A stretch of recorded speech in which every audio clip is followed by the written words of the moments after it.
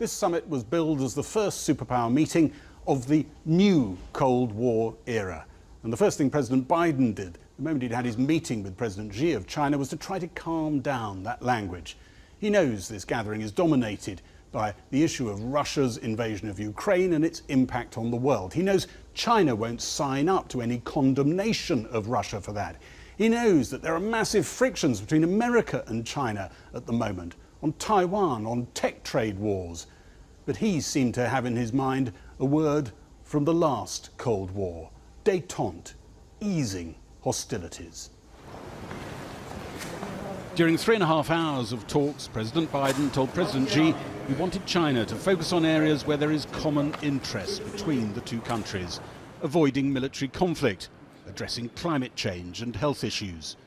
In a press conference after the meeting, the US President signalled some progress had been made. I absolutely believe there need not be a new Cold War. I've met many times with Xi Jinping, and we were candid and clear with one another across the board. And I do not think there's any imminent attempt on the part of China to invade Taiwan. And I made it clear that our policy on Taiwan has not changed at all.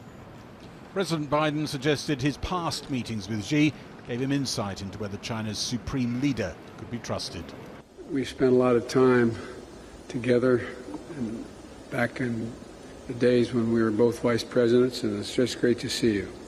Today, President Biden insisted President Xi was the same man he'd always known and was capable of compromise. We're going to compete vigorously, but I'm not looking for conflict. I'm looking to manage this competition responsibly. And I want to make sure that every country abides by the international rules of the road. And we discussed that. Both men have been strengthened in the last few weeks. President Xi by wiping out all potential opposition at the top of the Chinese Communist Party, and President Biden with surprise success in the midterm elections. President Putin sent Foreign Minister Sergei Lavrov in his place.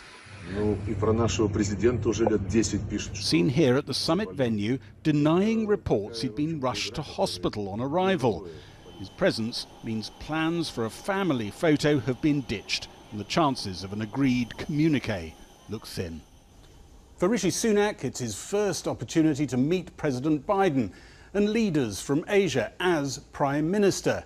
But he acknowledged in an interview on arrival, this G20 will be a very difficult place to get any sort of agreement.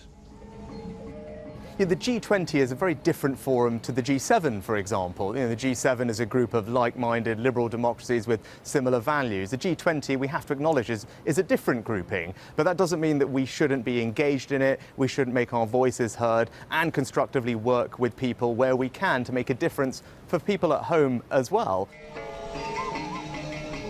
On the plane here, Rishi Sunak repeated his commitment to try to repair Britain's reputation with international markets. And he acknowledged again that would mean pain for many in Britain. He returns to the country for Thursday's autumn statement, when the Chancellor will reveal where that pain is delivered. Gary Gibbon, Channel 4 News at the G20 in Bali. Well, earlier I spoke to Karen von Hippel, Director General of the security and intelligence think tank RUSI. She was also a senior advisor at the US State Department under Barack Obama. And I started by asking her what she thought China and the US were trying to get out of this meeting today. I think this meeting was incredibly important for a number of reasons.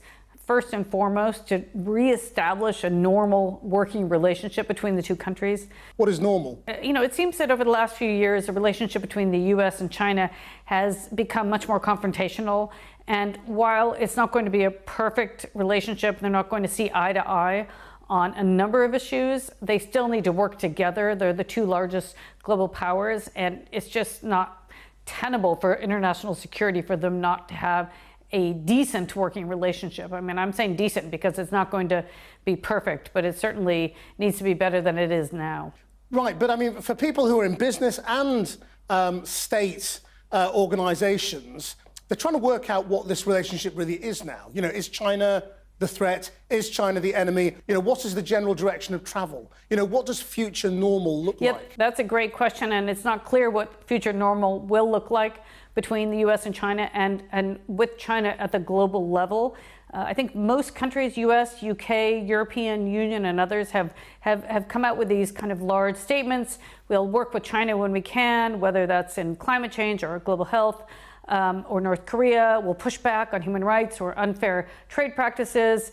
So we'll compete, we'll partner, and we'll push back. And what does that mean in practice? No one really knows. And so this meeting today was really an important first step to try to normalize relations so that we all know what to expect from this relationship.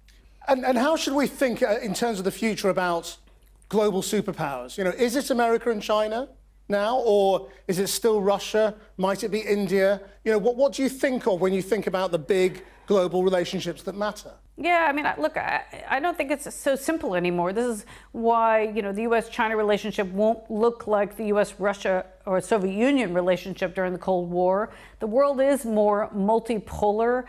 We have, you know, many big blocs. India is an emerging economy. It certainly will be competing in a much more significant way than it has in the past.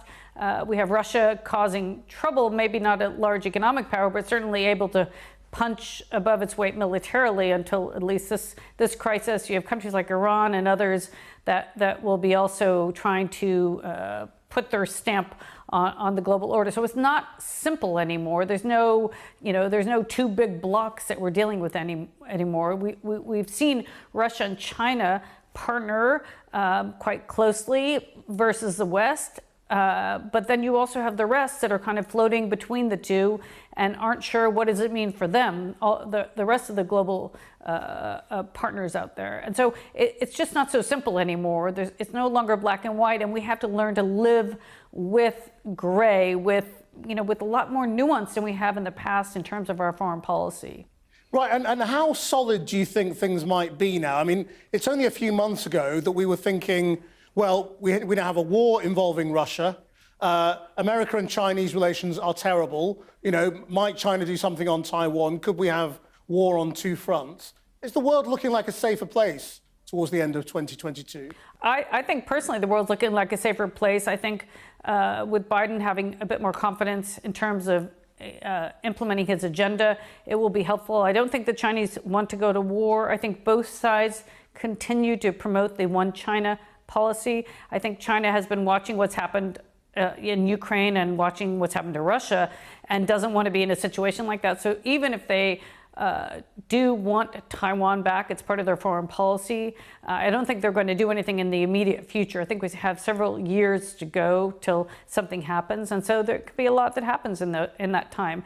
What I'm hoping is that President Biden and President Xi have quietly talked about ways to add pressure on President Putin to make these changes, because it will be in the benefit of the world, and particularly people in the global south, if this war comes to an end soon. Karen von Hippel, thank you very much. Thank you.